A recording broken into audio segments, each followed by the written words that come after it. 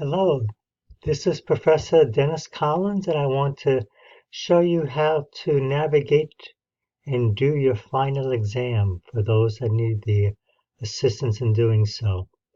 So I'm on my announcement page right now, which is usually how my Blackboard site opens up, and I'm going to go to on the left column where it says final exam. I'm going to click on that.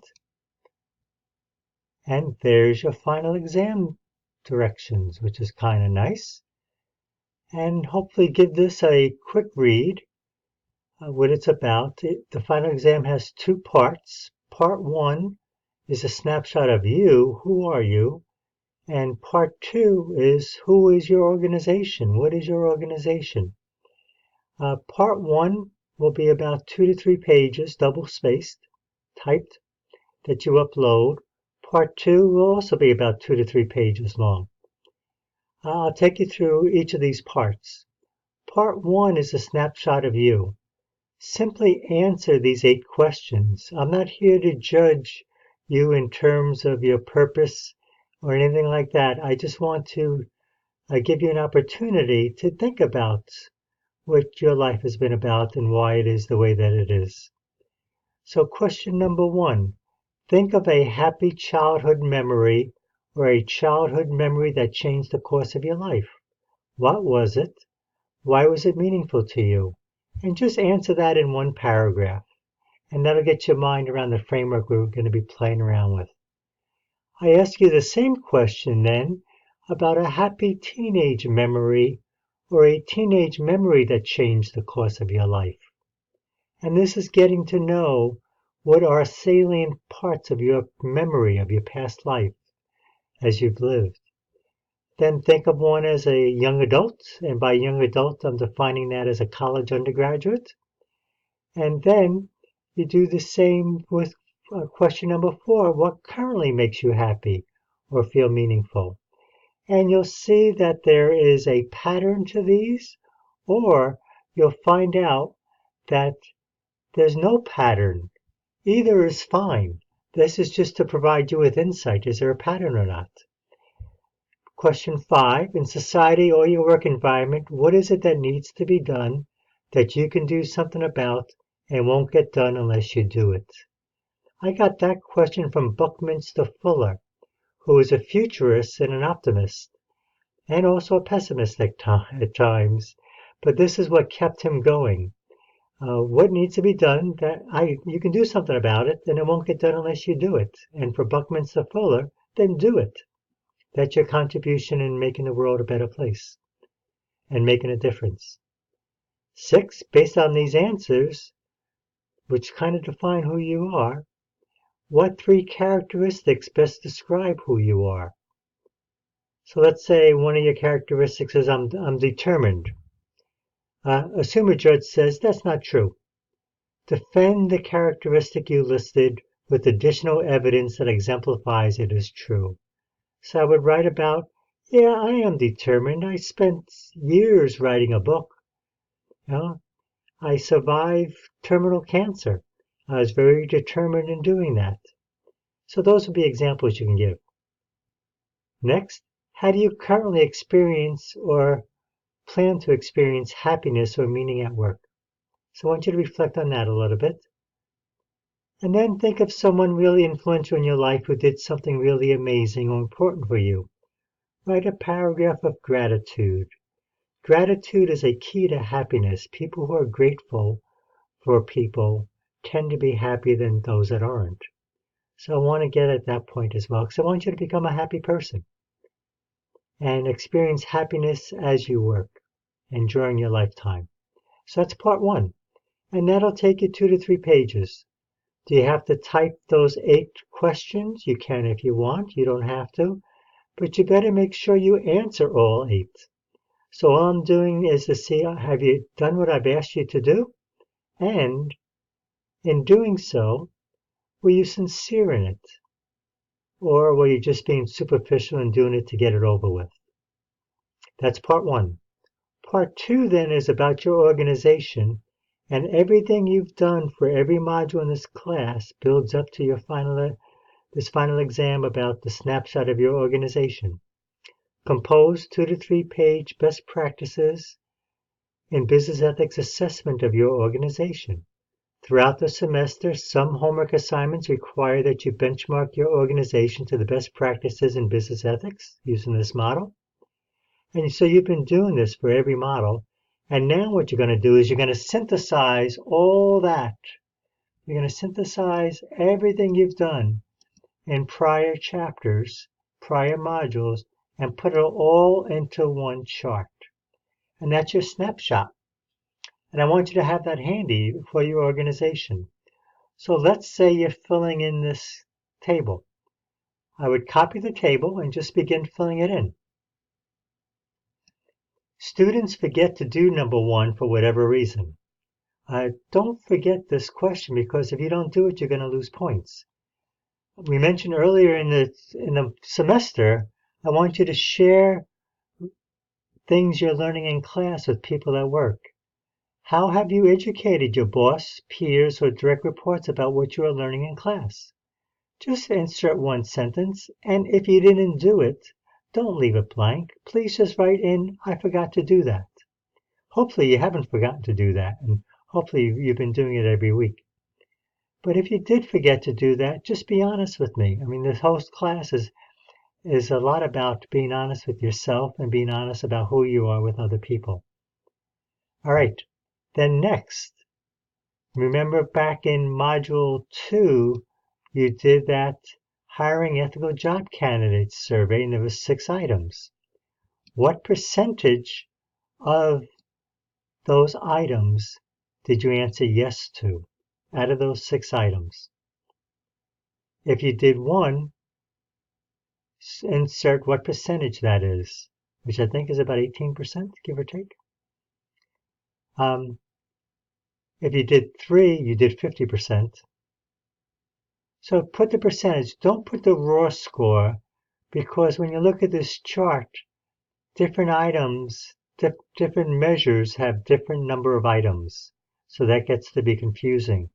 But if you use percentages, I can say, oh, they've done 50% for the hiring best practices. They've done 20% of the codes of ethics best practices. Employee diversity, they've done 74% of those. Oh, that's great. Environmental management, they didn't do any of those. Oh, I'm sorry to see that. So if you do percentages, I get a very, very quick feel, or whoever looks at this gets a quick feel. Then, for each of those items, each of those categories, what were the strengths, what were the weaknesses? And just short statements. The strength might have been, we do reference checks. Wonderful. A weakness might be, we don't do reference checks. Well, put that there. And then, recommendation. Given your weaknesses, what should you do? What would you recommend? Let's say you don't do any of the best practices for hiring. So your recommendation is choose one of them. Which of those would you do first? And maybe the first thing you should do is note that you're going to do you're going to have a statement in your hiring advertisement saying that ethics matters to you, to your organization. And that actually works. It weeds out people when they see that, who aren't very ethical. And it attracts people who are ethical. So that's your recommendation. And you're going to do that for every category, which you've already done for your homeworks all semester long.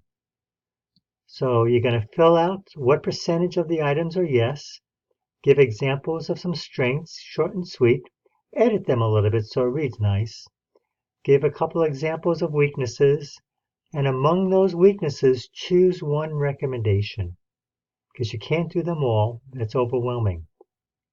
Next, you'll see an action plan for one recommendation. So out of all these recommendations that you have here, choose one that makes the most sense for you to begin with. Let's say if one of your recommendations is you should have a green team, or you should do ethics training. Choose one of them. Don't choose both of them. Choose one. Which one would you begin with? Oh, let's begin with ethics training. Clearly state your problem. You don't do ethics training. And as a result of not doing ethics training, it results in the inability to have honest discussions with one another. And people don't always follow core values. What's your goal? Well, the goal might be within 1 year, have an ethics training workshop organized by HR. Strategy. Well, the organized by HR would be under strategy. So the goal is to have ethics training within a year. Strategy. Well, let's get HR involved, see what they think about this. So your strategy is, I'm going to meet with HR in about 2 months. I'm going to talk this over with my boss, see what my boss thinks about doing ethics training. And what's the best way for me to present this ethics training to HR so it could be accepted without HR getting defensive or getting negative or think you're getting negative? And what's your measurement of success? Well, in this case, it's pretty simple. Measurement of success is within 1 year, HR puts on an ethics training workshop.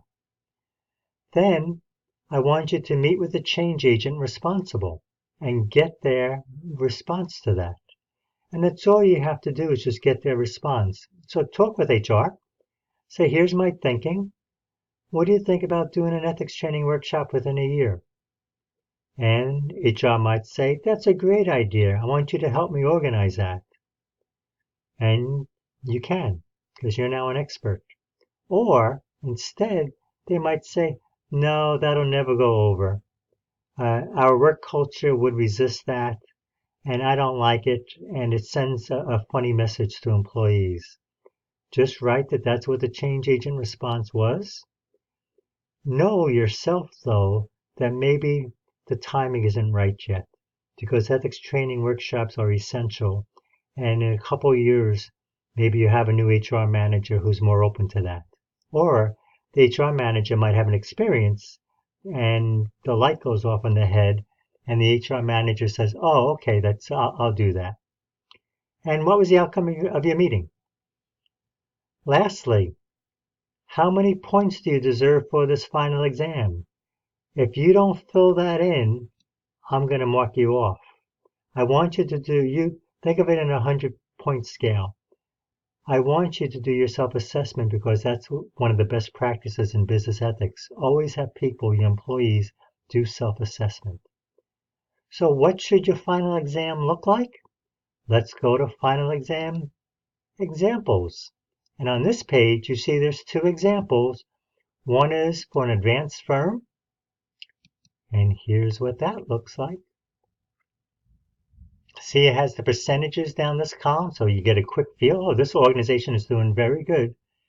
Here's their strengths for the category. Here's their weaknesses, and here's their recommendation. Here's their action plan. Very thorough.